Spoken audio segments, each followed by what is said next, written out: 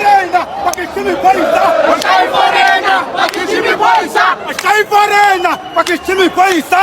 Shy Foreigner, Pakistani Paisa. Shy Foreigner, Pakistani Paisa. Shy Foreigner, Pakistani Paisa.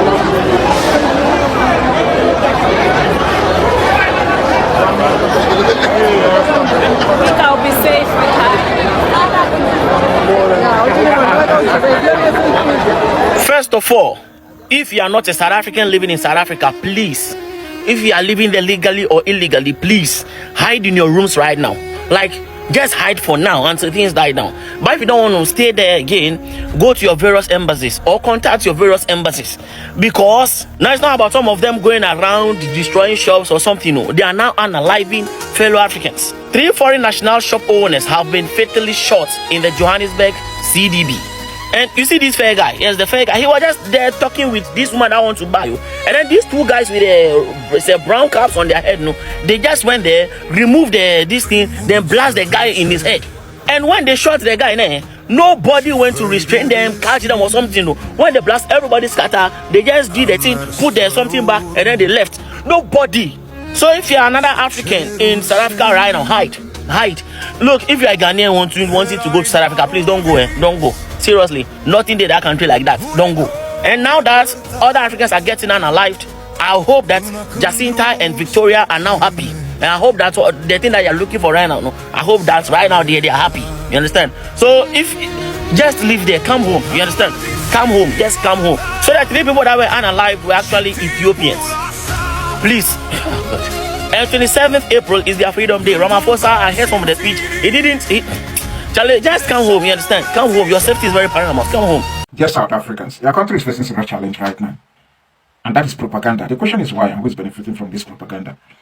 Firstly, it is important to know that propaganda does not always come as lies.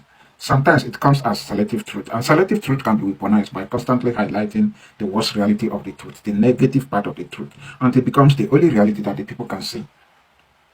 And that is where South Africa comes in. Also, it is important to note that to destroy a nation, you have to tarnish the global image of that country first, by constantly designing headlines that define who they are. Every negative story from that country can be weaponized.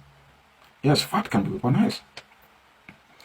Now, you can criticize the government of South Africa, criticize South Africans, but when every conversation about a nation is reduced to nothing but negativity, then negative narratives at play. And that's how we start propaganda. And this is not to say South Africa is a perfect country. It is not. It has real issues like inequality, financial disparity, wealth gap, all right, crime, unemployment. Things like that exist for real. But at the end of the day, the media is constantly amplifying the negative side of South Africa in order to create false image of South Africa and define who South Africans are through headlines, negative headlines. So we need to understand what is happening here. Okay? Under psychological warfare, propaganda is one of the greatest instruments. And if you want to weaken a country, you attack their image, the global image of that country. Yes, by defining their stories through negative headlines. And the world will judge them based on the headlines, not based on the full story. Okay? So, in psychological warfare, propaganda is very, very important, because under propaganda, you find nation branding. And there's negative nation branding and positive nation branding. Right now, South Africa is experiencing negative nation branding. And please, before you come to my comment section to attack me, I'm not saying that South Africa is a perfect country or South Africans are perfect. No. I'm simply saying that the issues in South Africa are constantly amplified by the media without proper context, without comparison, without acknowledging the positive aspect of South Africa. No disrespect, but the media is biased. The global media outlets, when it comes to reporting stories from South Africa, there's no objectivity. It's becoming perception management. And stories like this influences investors.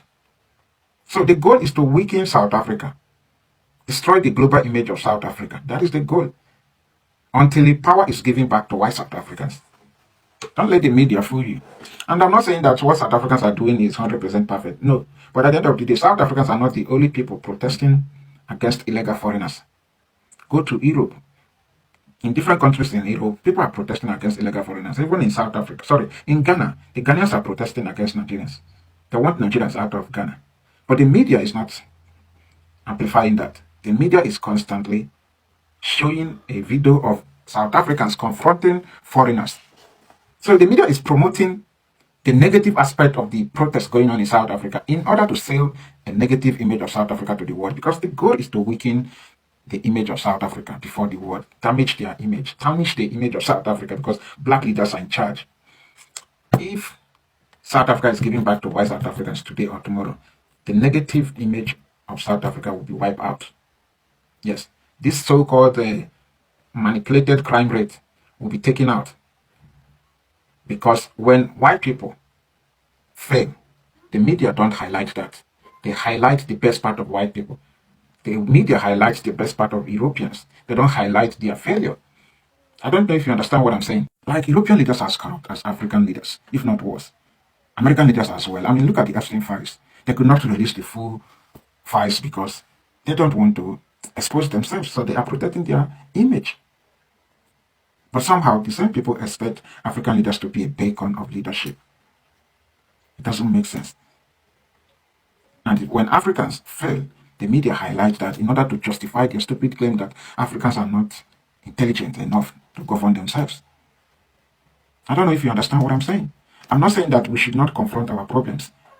We must do that in order to fix our countries and build a better continent.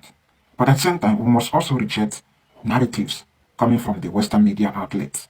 Because if we don't do that, narrative can reduce a nation to nothing but dysfunction. When dysfunctionality becomes identity of a nation, the people are forced to pay a huge price. Yes. This is why Nigeria is the way it is today. This is why when you talk about Nigeria, the first thing that comes to people's mind is criminality.